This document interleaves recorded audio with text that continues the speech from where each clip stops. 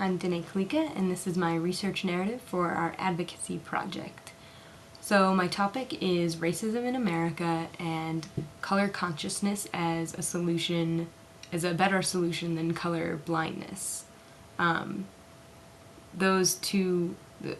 consciousness is an ideology proposed by anti-racist activist Tim Wise, and Tim Wise is where my research and interest in this topic kind of begins. So in the fall of 2010, he spoke at CSU about issues in racism, and it's just really got me interested in the topic. So that's why this semester I chose to take contemporary race and ethnicity class.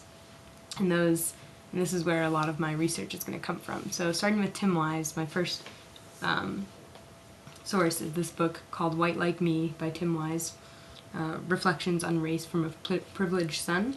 And it's a really interesting book. It doesn't directly relate to the idea of color consciousness and color blindness, but he has lots of good information about racism and specifically whites' roles in the issues of racism. And it's a very personal book too. It's all about his experiences. So it's really interesting. It's a really good resource because he has a lot of good things to say. My second source is another book by Tim Wise called Colorblind, The Rise of Post-Racial Politics and the Retreat from Racial Equity. And this is pretty much kind of my argument in a more detailed and longer version. He proposes color consciousness as a better solution to color blindness. He defines, what the ideology of color blindness is and what are the problems with it, and then he proposes his idea of color consciousness. It's a really interesting read, so I would recommend that also.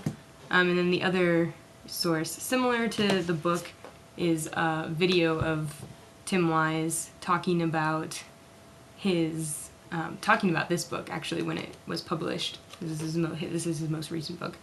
And it has a lot of the same information, but it also has commentary from him about the book and about the importance of it and whatnot. And I included it also because for my audience, since most of my sources are books or notes from my class, or articles that they can't readily access, this is something that audience members could easily find on the internet and watch and get some more insight into my research and my topic.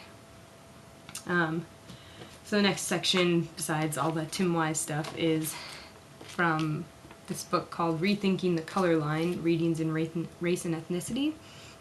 And it's a whole compilation of different articles about race, ethnicity, struggles and statistics. The back part of this is awesome because it has all these statistics and graphs and charts, if I can find it, about all different, of all the issues in racism. And I have a couple articles from here. One of them is Residential Segregation and Neighborhood Conditions in U.S. Metropolitan Areas. It's a really good source, seeing how it kind of just proves how racism still does exist in America, and this is specific to housing and housing practices and living conditions. So where whites tend to be in more suburb areas and minorities tend to be concentrated in poor inner city areas. So even though people think that we're integrated, that's a good article that proves that we're not really. Another one is The Ideology of Colorblindness, and this is a really good one. It's similar to, Tim Wise's book about colorblind, but that's what I'm writing about. So it really outlines the ideas and the ideology and just the assumptions and the rules of colorblindness and what it requires to think that way. And so that's a really good source. It's very analytical and easier to break down, the different aspects of ideology or of colorblindness. And then another article is Colorblind Privilege, the Social and Political Functions of Erasing the Color Line in Post-Race America.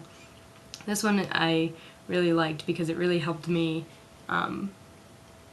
This specific article has a lot of personal stories from other people and personal anecdotes and contributions, I guess is what I'm trying to say, about their ideas of race and racism in America. And there's a lot of people saying things like they think everyone has an equal opportunity, but when you look at the statistics, people really don't. And it really outlines how it can seem to make sense that we're living in a post-racial society and we're living in a meritocracy, but we really aren't. And we are really structured by race and class and other things, but specifically talking about race. And then, my last source comes from my notes from my contemporary race and ethnicity class. And I have two lectures about colorblindness that go kind of hand in hand. They're separate, but they kind of build off of each other. One of them is colorblindness, doesn't matter if you're black or white. And it, again, focuses on the ideology of colorblindness and the ideas and whatnot. And then the one after that is the unspoken rules of colorblindness, so breaking down what it, similar to the article in this book, breaking down what it, what it means to, what you need to think in a colorblind ideology, and what you need, and then that makes it easier to break that down and prove that it's not actually helpful or correct. And then another one is institutional racism, another lecture. It's titled Institutional Racism, and that one focuses on the sociological definitions of majority and minority groups and the different theories of racism and discrimination.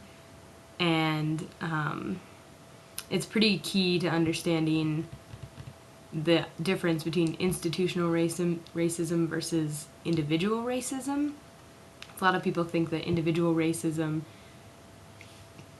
is the only racism, whereas institutional racism, stuff that's embedded into our society and our social structure, is more the stuff that we need to battle, and it's the more harmful stuff because we don't see it as often. And so that understanding the difference is key to understanding that racism still exists, even if it's not a personal, even if not on like a personal level. And it's that I think most people are trying to fight today, people like Tim Wise. So yeah, that's all my research for now. And I may include some other articles, I may include some surveys or some other, well, probably not another book, but maybe possibly more lectures, but I doubt that. I think we've gotten past the colorblindness. And yeah, so that's it. Thanks for watching.